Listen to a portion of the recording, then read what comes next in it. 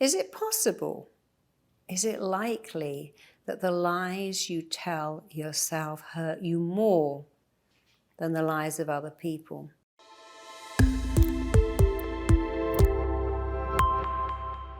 That's a question I've been asking myself for more than 30 years as I saw client after client after client who hurt themselves so much by lying to themselves. Why does that hurt? Well, here's the thing. If you have an ex that says you're boring, nobody will want you, I don't love you anymore, you're just a disappointment, that can hurt, but that's an agenda. If you have a boss that says you're useless at your job, I don't even know why we employed you, that's painful, but it's an agenda. If you have a parent who says, well, your sister was so much better, your brother, he's the talented one, that hurts, but it's an agenda. And you can sit back and think, my mother said harsh, hurtful, critical, mean things, but she was an unhappy person. My boss was really mean today, but I know he's going through a divorce. I know he's got worries about the business. I guess he was just venting. My ex was really unkind to me, but he's lashing out because we're breaking up and he feels kind of powerless. He's saying harsh, hurtful, critical words to me that he probably doesn't even mean.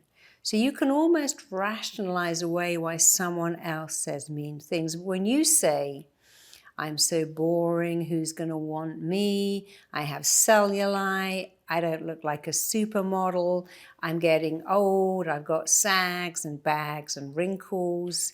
That makes me unlovable, that makes me less worthy. That is a lie. But when you lie to yourself, your mind doesn't go, is that real? Is that true? Is that relevant? It simply lets it in. So other people can lie to us and we can understand they're just venting.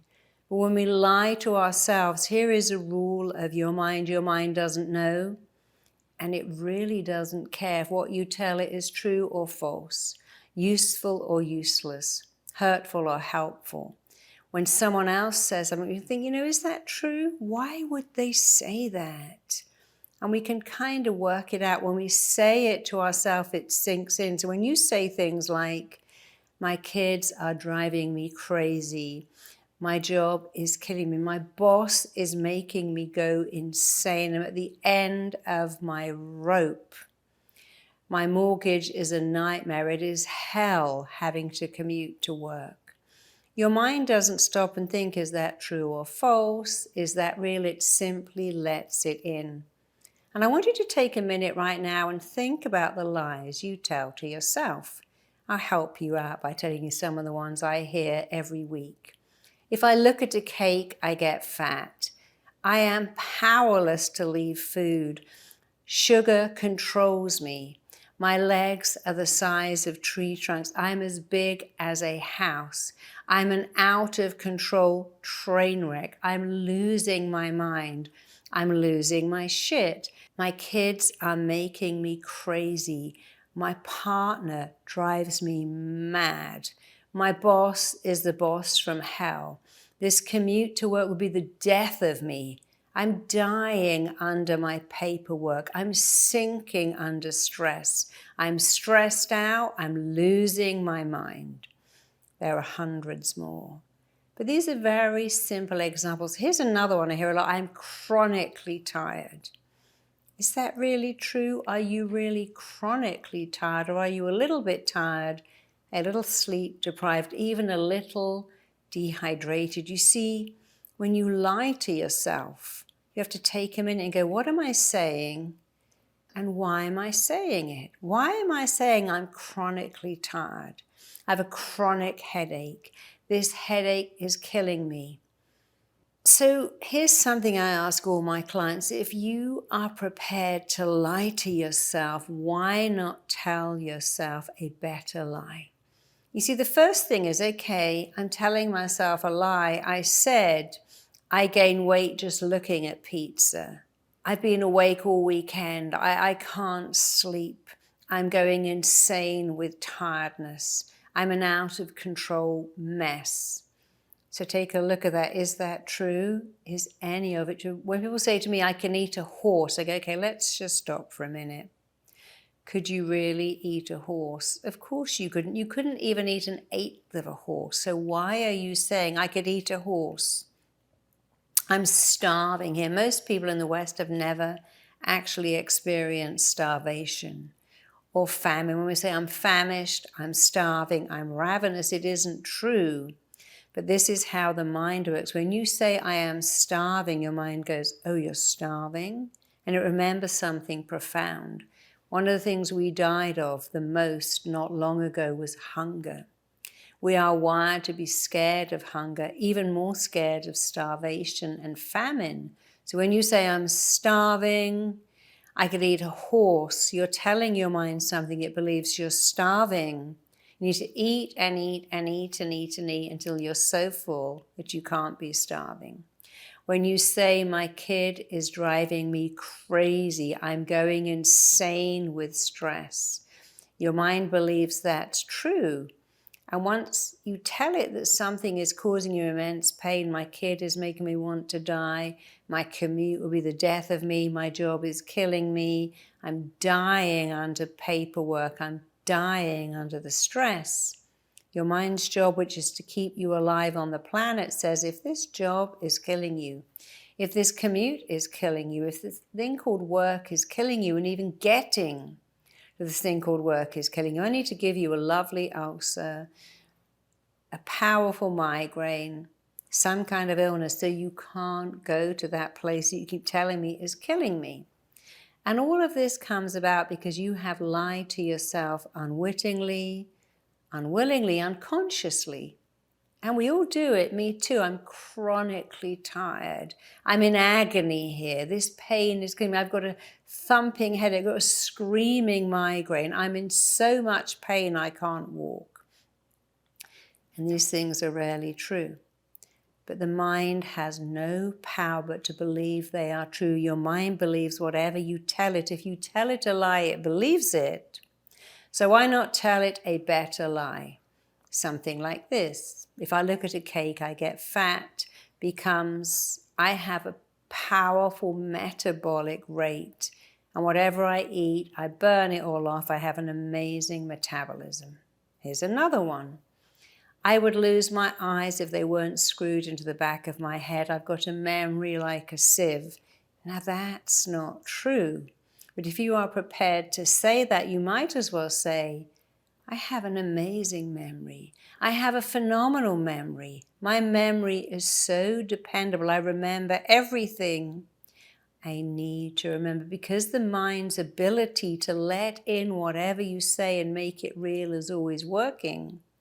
You always have a choice. Rationalize why you feel so bad or talk yourself out of it. Here's another one. My clients are driving me crazy. I have the customers from hell. I have the boss from hell. My job is hell. Now you know that isn't true. You may have a challenging boss. You may have challenging customers, but they are not straight from hell. And when you say, you know, I have amazing coping skills. The most difficult customers allow me to be better at sales. My boss is a challenge, but he's like that with everyone. And he's teaching me the most. As a therapist, I can tell you, my most difficult clients have always been my teachers. They have taught me way more than the easy ones. I learned a lot from them. So remember, your greatest pain probably comes from the lies you tell yourself. Who's going to love me? I was adopted. My dad wanted a boy. My mom was depressed. I was a mistake. I was the fourth girl. They didn't want me, so I'm not lovable. I want you to look right now at the lies you tell yourself, little lies. This commute is killing me. I'm dying here. I'm stressed out of my mind. Food controls me. Those cookies in the cupboard are calling my name. I'm powerless to resist them. Come on, that isn't true. Cookies aren't real. They don't call your name. Ice cream and chocolate does not call your name. But if you tell yourself it does, you begin to act as if that is real. Here's something to remember. Your words shape your reality. If you don't like your reality, you must start to change the words that are shaping it. You can always choose to rationalize why you feel so bad or to talk yourself out of it. I'll give you an example. My daughter's been staying with me for 3 weeks. It's been just heaven. I've loved every minute. And I thought, oh, she's going to leave. I'm going to be so sad. I'm going to be bereft. And I thought, well, that's a silly thing. Why don't I look at it differently? How amazing that my daughter and I love each other so much. When it's time to leave, we both feel sad. But I'm going to have some time on my own. I'm going to have some time to do what so I could go. I'm going to be so lonely. House is going to be so quiet. I'm going to be bereft and sad. Or, I can do some work and celebrate how close and how connected we are, that we miss each other so much. And since it's been such a success, I'm going to plan for her to come out again very soon. And I have to do this all the time in my life. I think a thought and think, why am I saying I'm chronically tired? I'm chronically stressed when the truth is I'm a little bit tired. Nothing a great night's sleep won't resolve. I'm a little stressed. Nothing a nice cup of coffee and lying on the sofa watching a great movie won't immediately get rid of. My house looks a mess. It's a tip. Look at the state of my house becomes, people live in my house. I have family here and pets, and they make a mess, and I'd rather live in a messy house full of love than a show house that was empty. So I really invite you to take some time every day and just start to assess and notice how you dialogue with you. Notice the lies you say. This commute is hell. The line in this store is hell. This waiting is killing me. This is a nightmare. This is a disaster. And stop using those words. Yes, there's a line in the store. Who cares? Yes, there's a line on the freeway. Who cares? Yes, there's a line at the airport to check into your hotel. It's a little stressful, but it's just fine. So if you're going to lie to yourself, which we all do, tell yourself a better lie. Remember, we make our beliefs. Our beliefs turn around and make us. Then we have something called confirmation bias, which means we are looking for proof of what we have chosen to believe. Dogs are vicious and they bite you. Cats are aloof and they scratch you. Men run off with all your money. They don't care. Kids are a nightmare. When you work for yourself, you never have any time off. When you work for someone else, you can never advance the way you want to advance. We all get to choose. And choosing to use better language is choosing to change your life. Choosing to tell yourself a better lie is choosing to change your life. And that's why I called my new book, Tell Yourself a Better Lie. And in this book, there's somebody who has OCD. And the lie she told herself was, if everything out there is perfect, the cushions are perfect, everything's put away, then I feel like I'm in control. And that was a lie, because having to control your environment that much means you're out of control. Control is, the house is a bit messy, but I got 2 cats, a dog, 3 kids. I live on a farm. It doesn't matter. And then we have Ryan, whose lie was, I'm not enough. My father rejected me because I was gay, and I'm not enough. And his truth was, Ryan, your dad never didn't love you. He didn't love himself. And by the way, you are not broken. His lie is, I'm a broken person, and I can't be put back together. The truth is, you are whole and perfect. You had some broken experiences, but you're not broken. And then we had someone else who believed that she couldn't lose weight because her father left home when she was a little girl. And when he visited her, he always gave her yummy food. And in her mind, food was love. And that was very confusing. We had someone with a phobia of needles, someone who couldn't have orgasms, someone who believed he was stupid. And in each case, what I did was to identify the lie that had hurt them so much, to change the lie, which in turn changed their life. So please go ahead now and identify the lies that are hurting you. Who's going to love me? Nobody wants someone over 45. You've got more chance of being abducted by a Martian than getting married at 52. That is not true, because I got married at 51 and I'm blissfully, happily married. So look at your lie.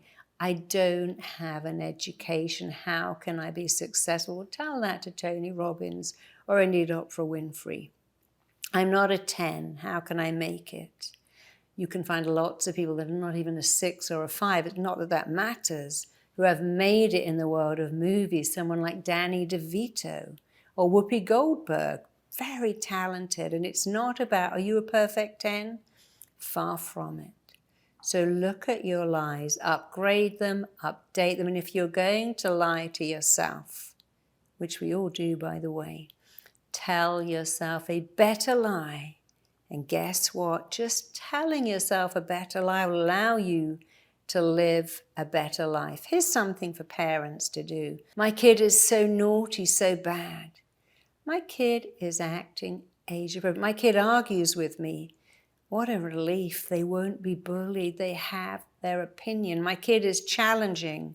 They've got a strong character. Wow, that's so lucky, because they can hold their own and stand their ground. They're not a yes person. I'm all alone. I don't have love in my life. If you're a single parent, you have love. You have a child, and you're better off than other people because you already have love. I've been rejected. The person that loved me abandoned me. I'm sorry that happened, but you know what? They loved you once. And if somebody loved you once, when they pack their bags and leave, they do not put in their bag every nice thing they ever said to you. If you've been loved and you've experienced love, you have a template to love again. The fact that it's ran its course doesn't matter.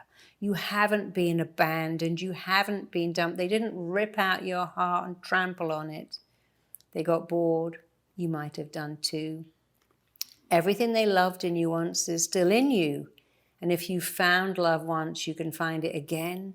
You can find it again because you have a template for love. If you've had success once, you can have it again because you've had a template for success. When people say, there's no men in New York, there are thousands of them. It's too hard to make friends after 50. It's too difficult to run a business when you have children. It's too hard to make it if you didn't go to university. You can only make money if you come from money. These things are lies. Flip them over. Tell yourself a better lie. And read this book. The reason I want you to read this book is that it has in it something I created called Installing Your Very Own Cheerleader. Many of us have a critic that goes, you can't do that. That will never work out. That's not going to happen.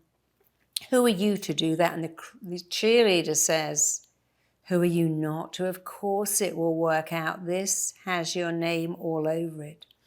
One of the best lies you can tell yourself is to abandon the critic that says no, and put in a cheerleader that goes, yes, yes, yes, you can do this. You've got this. So installing your own cheerleader, the download is in this book. There's another one for being confident, another one for a healing vortex that teaches your body how to repair itself, and another one called Command Psychotherapy. You know, I had cancer once and I had a choice. Oh, this is so terrible. Or I could go, well, how lucky am I? I got it in an organ I didn't need and it was a blip and I bounced back. Because when I went through that situation, I had to tell myself a better lie, not, oh my God, I'm so ill. How did this happen? When is it coming back? I told my body, you are a wellness-making machine. Do wellness, always wellness, only wellness. You know what? My body didn't know it was a lie. It acted upon it. I bounced back from that so fast. I recovered super fast. And I still say to this day, my body is a wellness-making machine. My metabolic rate is amazing. My immune system is amazing. Because here's a lie. I was out with my niece. She had a cold. Now I'm going to get sick. And if I say that, confirmation bias may just make that real, because the strongest force in you and indeed in me is that we must act in a way that matches how we are defining ourselves. I get my sinus headaches in the winter. When flu season comes, it decimates me. I always get colds when the weather changes. How about a better lie? I have a phenomenal immune system, and my body does wellness. My body recognizes bugs and viruses and destroys them. My body is a wellness-making machine. I have a choice when my husband has got a cold, or my daughter would come home streaming to go, oh, I'm going to catch that now. It's going to ruin my week. Or no, I can be around colds and viruses and flus. My body is a wellness-making machine. My immune system is phenomenal, reliable. Depending, we might go, that's not true. But neither is if I look at someone with a cold, I catch it. I catch everything going. Someone sneezes, I immediately get sick. Tell yourself a better lie as much as you possibly can. Here's a great one. I'm magnetically lovable. I'm attracting love so easily. I've got a brilliant mind. I'm really good with people. I'm happy. I love my life. Again, that's not true. Neither is my life is shit and everything I touch just falls apart. Try saying, I love my life. It's amazing. You might be just surprised at how quickly everything changes for you when you tell yourself a better lie. Thanks for tuning in. Tell yourself a better lie. You're amazing. You're lovable. You're phenomenal. You're unique. And you have something to offer the world, even though you're maybe not quite yet found out what it is. If you believe that, you'll find out what it is. Love you lots. See you soon. Check out my next video here. Your thoughts control your feelings. Your feelings control your actions. And your actions control your events. Or you could say your thoughts dictate your feelings. You take away the source of the pain, and the pain is like